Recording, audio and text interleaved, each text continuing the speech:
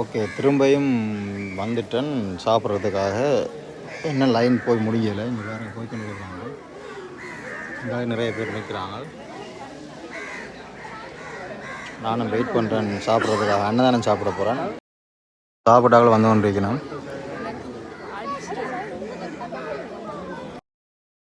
திரும்ப நிறைய க்ரோட் வந்துட்டாங்க. அவங்களாம் நிற்கிறேன். மாதிரி என்ட்ரு ஆகிறோம்.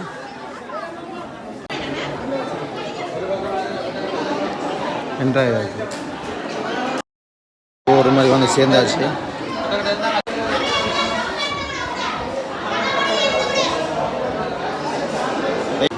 சாப்பிட்றதுக்காக வாழை மட்டை கொடுத்துருக்காங்க. இங்கே பாருங்கள், நல்லா இருக்கும்.